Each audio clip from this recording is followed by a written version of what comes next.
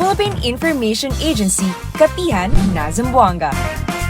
Sharing with you timely, accurate, and relevant information regarding government programs, projects, and activities. Catch us every Thursday at 4 p.m. on e-media.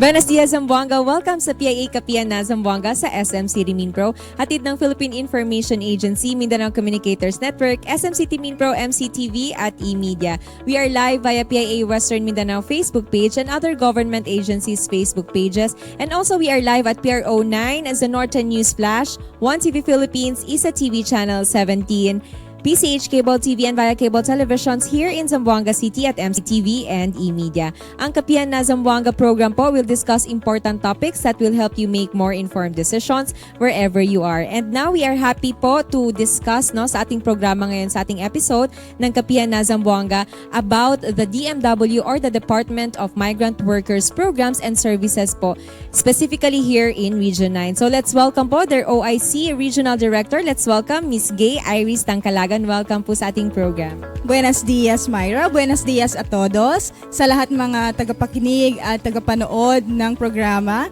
natin ngayon. So, we are glad that PIA invited Department of Migrant Workers here to discuss our accomplishments and to know more about our programs and services. So, just a little bit background, Ms. Myra, about the Department of Migrant Workers. Actually, by virtue of Republic Act 11641, established February 3, 2022, nag-create ng Department of Migrant Workers. So, the DMW-9 or the DMW as a whole is mandated to facilitate the overseas employment and reintegration of Filipino workers while taking into consideration the national development programs of the Philippines. So basically, our mandate is to ensure the welfare and protection of the OFWs, of which 7 duties and responsibilities of other government agencies were merged in the MW, such as that of the POEA, the OWA is our attached agency, and then of course, the migrant workers assistance of the DFA is with us. National Maritime Polytechnic is also with us, and also the social welfare attaché of the DSWD is now with the DMW. So we are happy to know that we have this one department, ma'am, as one, of course, to help our migrant workers, OFW. So aalamin na po natin kung ano pa yung mga programa ng ating DMW. So first of all po, can you share po, kumusta po yung ating mga accomplishment na gawa po from the year 2024? Yes, thank you, Mai. Since 2024, I actually assumed office on September 10 last year. But however, since January, we have significant accomplishments already as to in terms of our advocacy in anti-illegal recruitment and trafficking in persons. We were able to conduct 12 sessions to 4,532 Filipinos or FWs and from Zamboanga and other neighboring provinces and cities here in the region, because we cover also Zamboanga, Basilan, Sulu, and Tawi-Tawi. In terms of repatriation efforts, ito yung medyo madugo sa atin. Yes, challenging. We were able to repatriate 1,511 distressed OFWs, and sad to say, may 16 na human remains na naiuwi natin sa mga families natin. In terms of, we also provided financial assistance to the dependents of those, and also financial assistance to to the distressed OFWs who came home. And at the same time, we also facilitated logistical assistance and legal assistance as to those na kailangan ng mga magpa-file ng case against the employer, against the recruitment agencies, na kung saan nakaranas sila ng maltreatment and abuso sa ibang bansa. And aside from that, meron tayong employment facilitation program under the MW, wherein we facilitate and we participate in different job fairs and special recruitment activities ng different agencies. Of course, nandyan ang partner natin, ang Department of Labor and Employment, and of course, ang Public Employment Service Office. So as of January 2024, including the government-to-government and agency hiring, we were able to place 1,810 OFWs na lumabas para magtrabaho. That is for 24 job fairs na inatenan ng DMW. In terms of financial assistance naman, we have Action Fund. This is what we call Agarang, Kalinga at Saklolo para sa OFWs na nangangailangan. So as of last year, we were able to release 3.5 million to 80 beneficiaries. And under the Livelihood Development Assistance Program, we released 210,000 to 21 beneficiaries as well. And for our Balik Pinay, Balik Hanap Buhay program, we also released 730,000 last year to 73 beneficiaries. And yung sa Pinas, ikaw ang ma'am at sir, yung sa mga let passers na nag-abroad, tapos gusto nilang bumalik dito para stay na dito sa Philippines. Nagbibigay din tayo ng 20,000 each sa kanila, and at the same time, we coordinate with our partner agency DepEd para bigyan sila ng plantilla item dito na sa Pilipinas. And in terms of legal assistance and welfare services, our Migrant Workers Protection Bureau provides legal assistance to those distressed OFWs na umuuwi dito sa atin, especially yung mga maltreated and abused OFWs. So overwhelming no yung mga programs and services po, and syempre yung accomplishment po ng Department of Migrant Workers here in Region 9. But out of that programs Yes. po, what are the current priority programs po ng DMW to support yung ating mga migrant workers in the region? Yes, as of now, we intensify our campaign on anti-illegal recruitment and trafficking in persons. Kasi dito talaga nag-uumpisa. Our mandate is to bring OFWs, Filipinos outside with legitimate and complete documents so that maiiwasan natin yung mga abuso at maltrato ng mga employers nila. So under the Migrant Workers Protection Division, we strengthen illegal recruitment campaigns, trafficking in person seminars and campaigns, and provide legal assistance to victims of illegal recruitment and trafficking in persons. And sa processing division naman natin, we process the overseas employment certificates for those balik manggagawa. And under the protection division, nandiyan din ang repatriation assistance. Of course, hindi natin maiwasan yung repatriation natin for those returning Filipinos from Sabah. Yan ang pinakamalaki ngayon. And in terms of reintegration services, nandyan yung mga programa natin, financial assistance that we give to our distressed OFWs na umuuwi dito sa Pilipinas.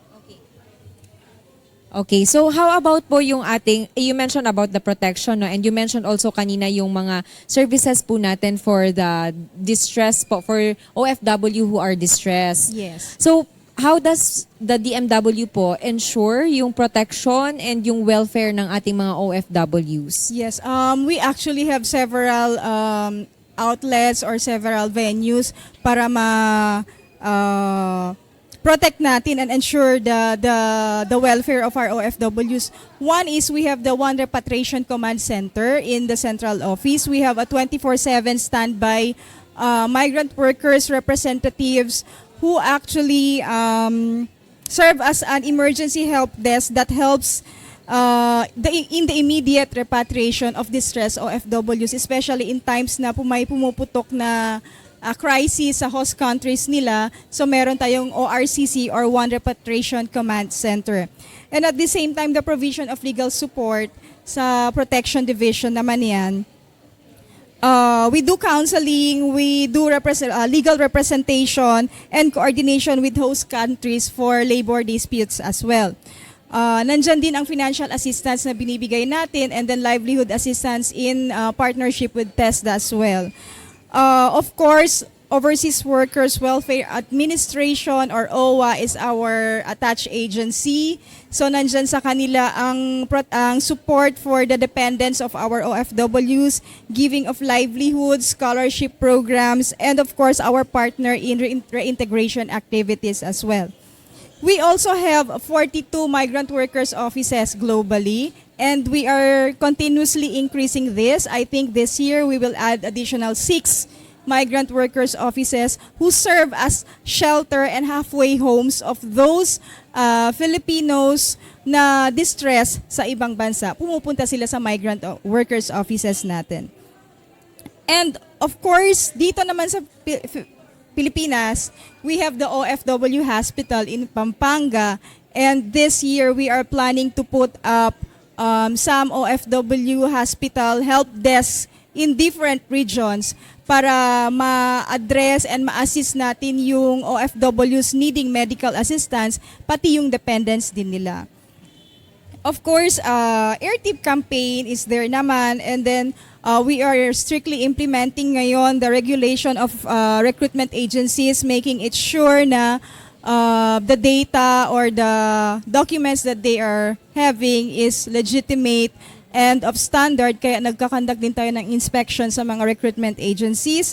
Of course, nandyan pa rin yung PDOS, the mandatory pre-departure orientation seminar, and then making it sure that the employment contracts of the OFWs are legitimate. Yun talaga ang kailangan. And of course, hindi mawawala ang bilateral agreements natin with the host countries para mas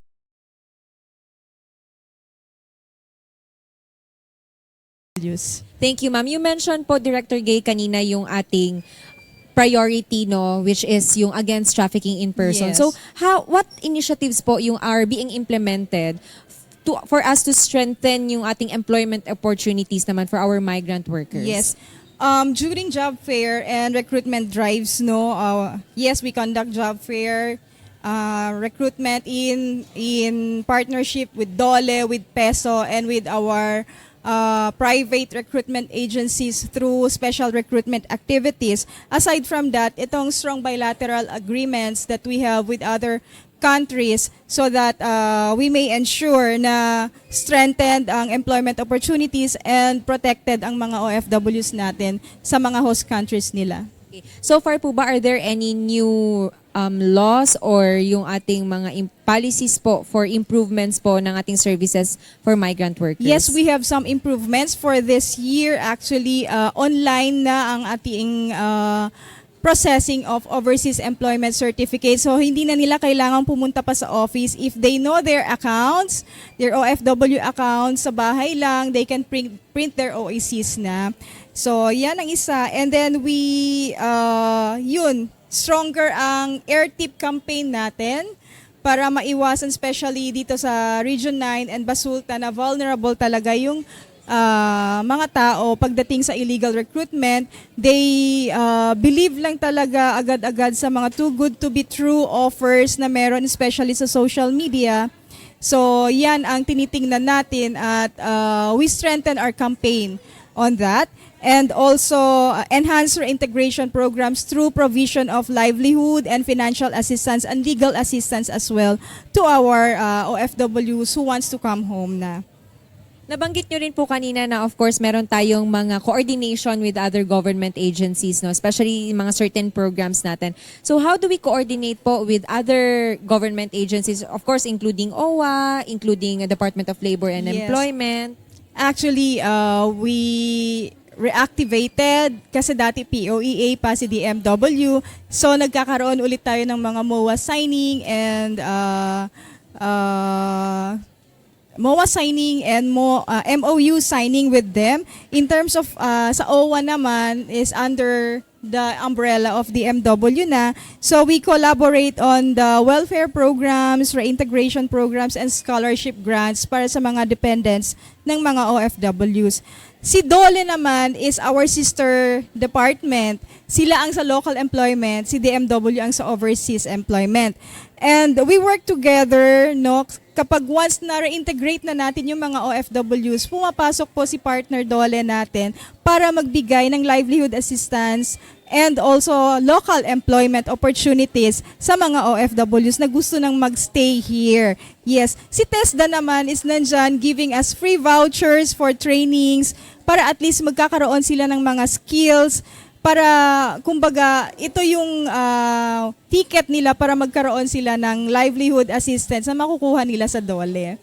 And also si DSWD is a very active partner. Kung wala si DSWD, hindi namin alam kung saan namin isha-shelter ang mga returning Filipinos from Sabah and those victims from illegal recruitment and trafficking in persons. And of course, si DFA is an active partner in assisting us to repatriate distressed OFWs and to give us a channel to the consulates outside. And they ensure also the provision of legal aid and repatriation of OFWs.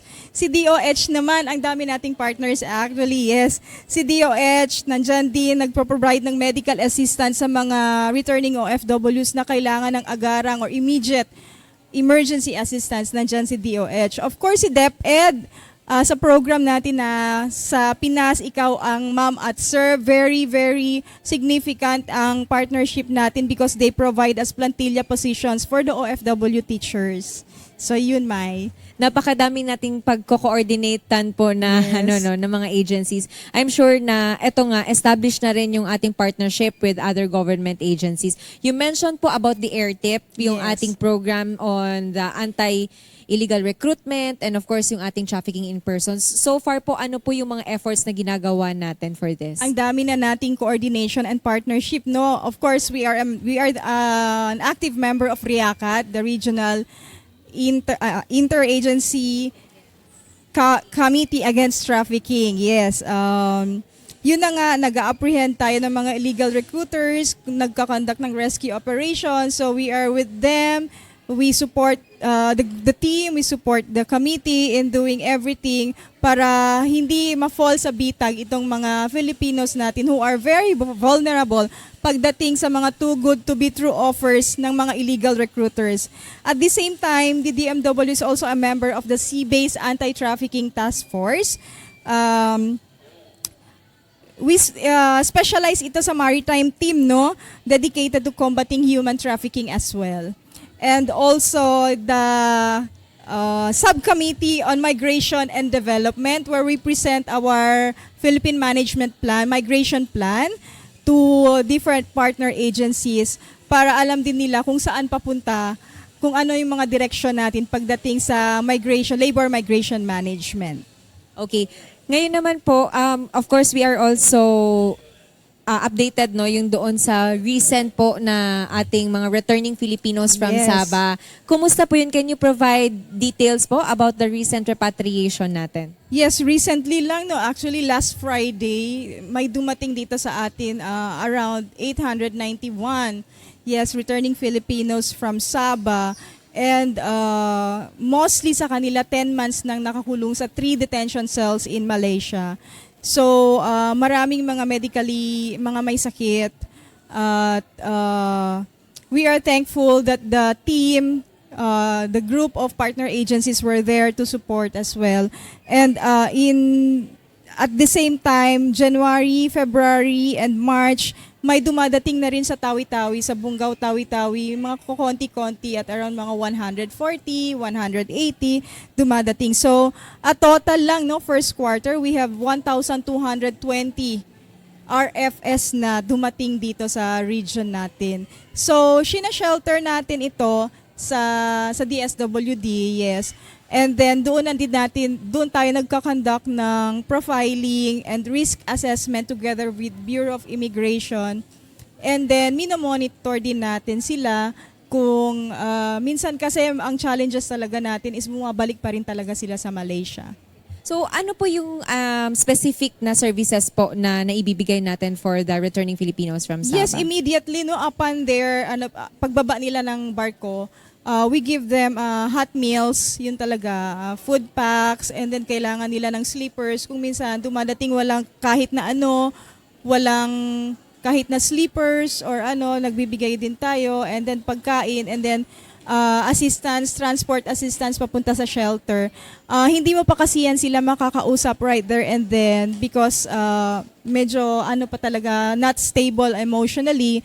So we give them time, then after siguro 2 to 3 days, that's the time pumupunta tayo sa shelter, and then we do profiling. We do psychosocial interventions as well.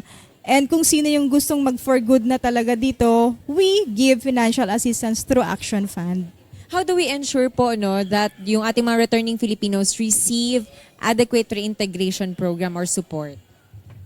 Okay. We give them actually PIMOS, the pre-migration orientation seminar, and ini-intensify talaga natin yung mga campaigns natin na hindi sila pwedeng entertain ng illegal recruiters, kasi kung minsan ngayon ang mga illegal recruiters is nag-act na rin sila as victims, nandun sumasama din sila sa mga repatriates, and then doon sila nagre-recruit in going out again. So intensification and campaign talaga sa illegal recruitment and trafficking. Pati yung profiling din talaga ng ating Pati yung profiling, kasama sila doon. Nagsistay din sila sa shelter. So you really have to identify kung sino doon si facilitator. So that leads to my next question nga, Director Gay, regarding the challenges ng DMW. So isa na ba ito sa mga challenges? And what other challenges po are you Yes, facing? actually, the economical reintegration is one. Because we lack local employment here, may job and skills mismatch. Of course, poverty is there. Many returnees lack job opportunities, so they go back again and again to Sabah, Malaysia, to work. Kung minsan nga wala pang 1 month, bumabalik na rin sila. Another one is the logistical constraints. Kapag large scale na, kapag sinasabi ng Malaysian government that we are going to deport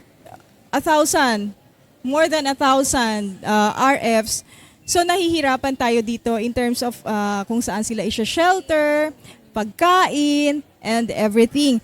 And also, our solution there is to strengthen our reintegration programs talaga and partner with other government agencies para ma-assist natin at ma-address natin yung mga issues ng mga RFs natin. You mentioned po na may mga iba talagang mga RFS na bumabalik pa rin doon sa Malaysia or sa Sabah.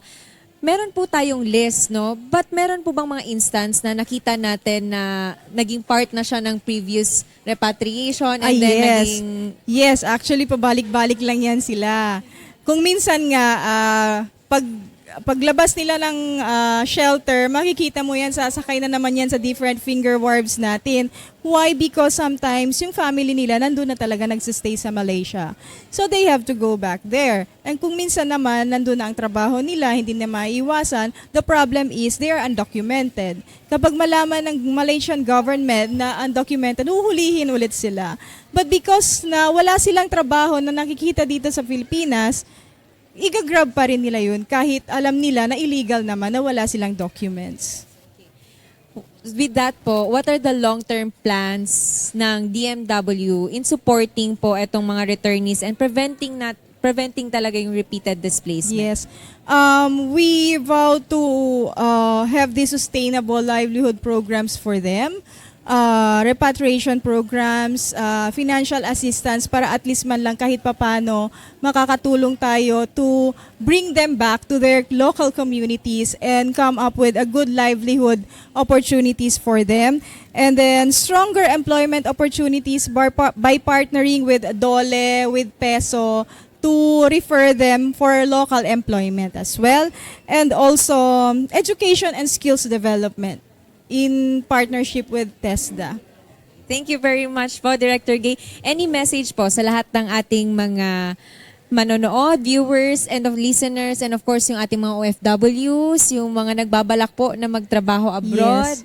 To our dear OFWs, mga kabayan, if may mga problema nga po talaga, nandyan ang workers offices natin. Nandito po yung DMW para sa inyo. Please do contact us and communicate with us, and we are very much ready to ensure that you are protected and hindi namin kayo pababayaan. And for those who wants to go outside for a greener pasture, so please ensure na kung sino yung nagre-recruit sa inyo are legitimate recruiters and complete ang mga documents for them to recruit.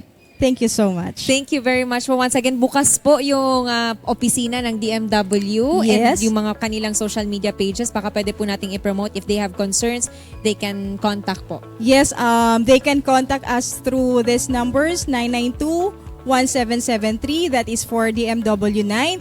And meron po tayong Facebook page, DMW9, Zampen, and Basulta.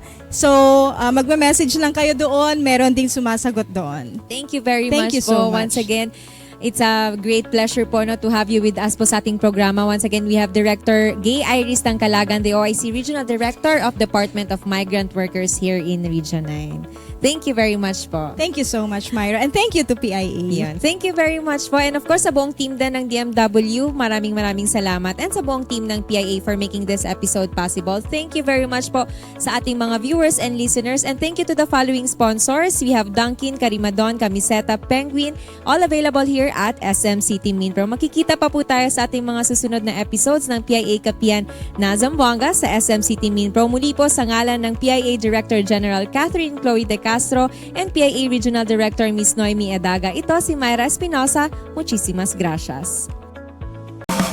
Philippine Information Agency, Kapihan na Zamboanga. Sharing with you timely, accurate, and relevant information regarding government programs, projects, and activities. Catch us every Thursday at 4 p.m. on eMedia.